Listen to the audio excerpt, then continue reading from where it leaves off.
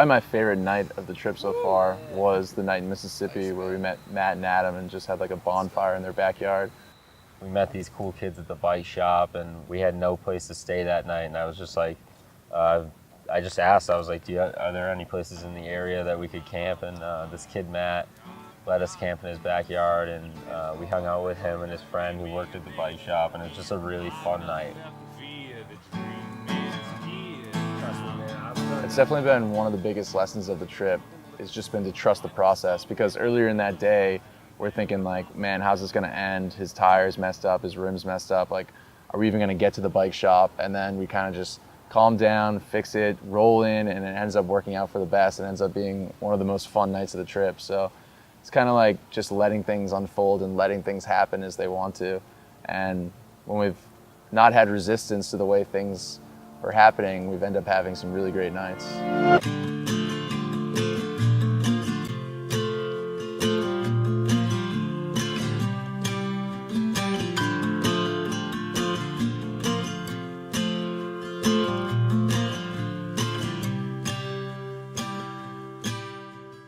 So we're about 3/4 of the way there. We've done just over 3,000 miles, and now we find ourselves in what I think is the most beautiful state we've been through, in Albuquerque, New Mexico. Yeah, riding in New Mexico has just been amazing. Like the mountains, just like, it's the most peaceful ride.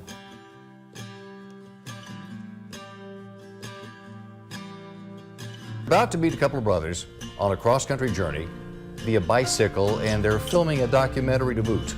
We ended up making the news in Texas. They started off by dipping their back tires in the Atlantic Ocean, and they plan on dipping their front in the Pacific. We didn't want to stay in a hotel. We didn't want to do an Airbnb because we wanted to meet interesting people along the way. I'm Jerry Harp from Linden, Texas. I'm 75 years old and I ride bicycles. People in general interest me Yeah, why's that? because they're different. There's no two alike. It's never been something I struggled with, being gay. Like, I don't even think about it that much. When we find hosts on Warm Showers or couch surfing, you don't know if you're gonna meet someone who's extremely liberal or conservative or, you know, red or blue, but it's been very interesting to come into these people's homes and see the differences and just talk about things. It's interesting to see the divide. It just feels like a very interesting time to be crossing the country. It feels like a country that's pretty divided, but at the same time pretty diverse. You know, you can see how there's just so many different people with different ways of life and different opinions on that, but at the end of the day, we're all very similar.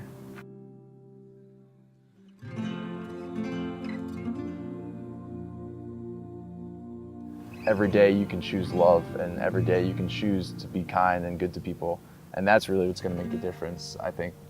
It's not just the person who our president is, but the way that we decide to be and treat each other every day. My name is Dr. William David Weisenberger Jr., and you're currently in beautiful Triangle, Virginia.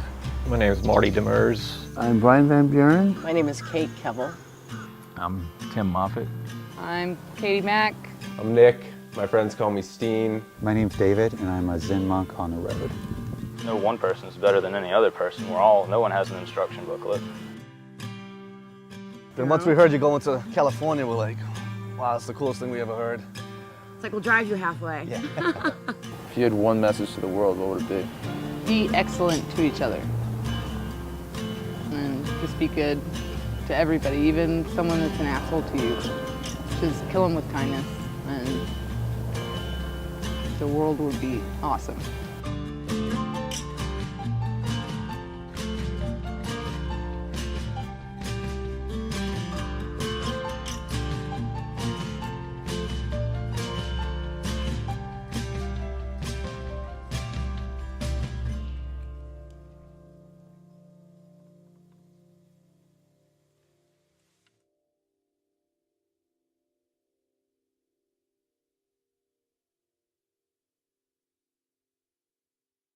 If you had one message to the world, what would it be? I like to teach the world to sing in perfect harmony.